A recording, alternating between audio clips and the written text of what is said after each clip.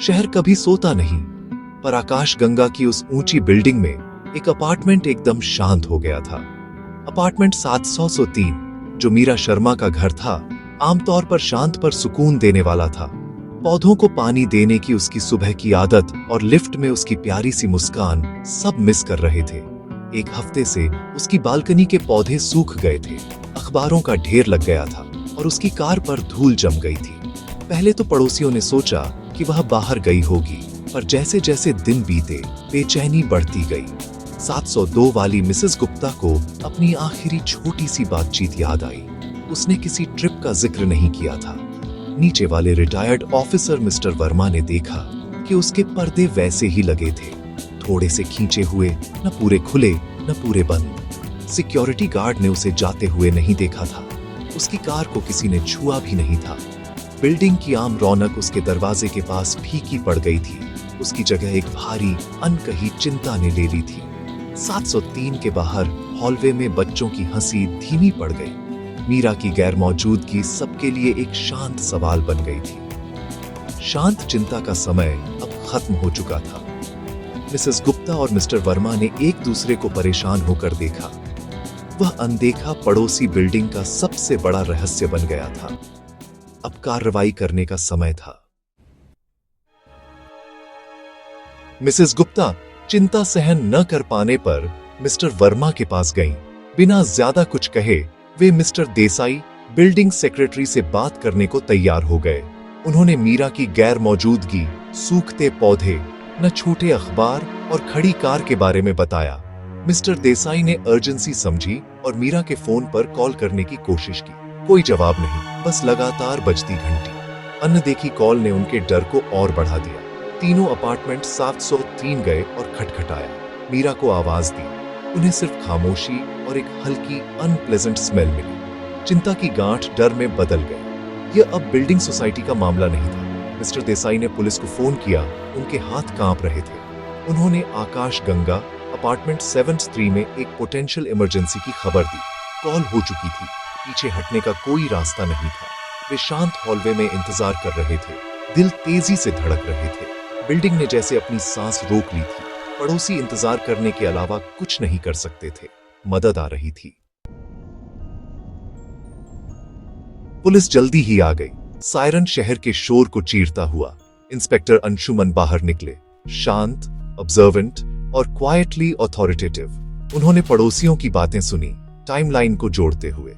Apartment 703 पर उन्होंने न छूटे अखबार, बंद दरवाजा और अब और तेज आ रही बदबू को देखा। उन्होंने पड़ोसियों को अपने घर लौटने को कहा। हमें इसे तोड़ना होगा, उन्होंने अपनी टीम से कहा। एक कांस्टेबल ने लोहे की रॉड से ताले पर वार किया। आवाज बिल्डिंग में गूंज गई। एक आखिरी क्रैक के साथ दरवाजा खुल गया। तेज बदबू बाहर निकली। कांस्टेबल पीछे हट गए, पर अंशुमन मजबूती से खड़े रहे। उन्होंने गहरी सांस ली और अंदर कदम रखा, सच्चाई का सामना करने को तैयार। जांच शुरू हो चुकी थी। अंदर इंस्पेक्टर अंशुमन अपार्टमेंट की इमैक्युलेट ऑर्डर देखकर हैरान रह गए। लिविंग रूम एकदम साफ था। कुशन परफेक्ट तरीके से लगे थे। धूल का एक भी कण नहीं। किचन चमक रही थी। बर्तन धुले हुए और सजे हुए थे। संघर्ष के कोई संकेत नहीं, कोई कियोस नहीं, बस चिलिंग डिलिबरेट नीटनेस।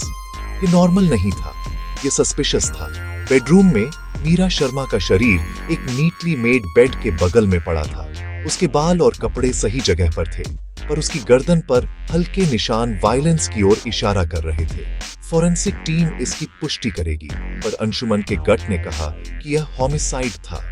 कातिल की सबसे बड़ी गलती उसकी ऑब्सेसिव क्लीनलीनेस थी। एक असली घर में छोटी मोटी गंदगी होती है, यहाँ कुछ नहीं था। इससे पता चलता है कि कातिल के पास साफ करने, हर निशान मिटाने का समय था। यह ऑर्डर एक फसाड था, अपने आप में एक क्लू। कातिल केयरफुल, मेथोडिकल और कॉन्फिडेंट था, पर सब कुछ छिपाने की कोशिश में उन्होंने खुद को ही उजागर कर दिया। अंशुमन जानते थे कि यह कोई सिंपल केस नहीं था। असली जांच अभी शुरू हो रही थी। अंशुमन बेदाग लिविंग रूम में खड़े थे, परेशान। क्राइम सीन्स आमतौर पर कैओटिक होते हैं, ये बहुत ज्यादा परफेक्ट था। दरवाजा अंदर से बंद था, जो सुइसाइड की ओर इशारा करता था, पर मीरा की गर्दन पर के निशान एक अलग कहानी बता रहे थे। उन्होंने हर खिड़की और एंट्री चेक की, हर एक अंदर से बंद थी। ये एक क्लासिक लॉक्ड रूम मिस्ट्री था। कातिल की ऑब्सेसिव क्लीनिंग एक ओवर करेक्शन थी, एक साइकोलॉजिकल क्लू। ये प्रीमेडिटेटेड था, पैशन का क्राइम नहीं। कातिल पुलिस को कंफ्यूज करना चाहता था, जांच में देरी करना चाहता था। अंशुमन ने मीरा की जिंदगी में गहराई से जाने का फैसला किया। उसकी रूटीन, रिलेशनशिप्स, फाइनेंसेस, कहीं ना कहीं उसकी ऑर्डिनरी डिटेल्स में उसकी मौत का एक्स्ट्रॉर्डिनरी कारण छिपा था। उन्होंने अपनी टीम को मीरा की दुनिया की एक तस्वीर बनाने का निर्देश दिया। कातिल शायद उसका हिस्सा था। शांत अपार्टमेंट ने उसे एक पहेली दे दी थी। अंशुमन सभी टुकड़ों को खोजने के लिए दृढ़ थे। सच्चाई की तलाश तेज हो गई। जहां एक टीम पड़ोसियों से पूछताछ कर रही थी, अंशुमन ने मीरा के फोन पर ध्यान दिया। उसकी डिजिटल लाइफ में वे क्लूज हो सकते थे जो बेदाग अपार्टमेंट में नहीं थे। उसे एक नंबर मिला जो अलग था। 2 हफ्तों में 50 से ज्यादा कॉल का आदान प्रदान हुआ था। नंबर उसके कॉन्टैक्ट्स में सेव नहीं था। इतनी सारी कॉल क्यों? फिर भी कोई नाम नहीं। अंशुमन ने नंबर साइबर सेल को ट्रेसिंग के लिए भेजा।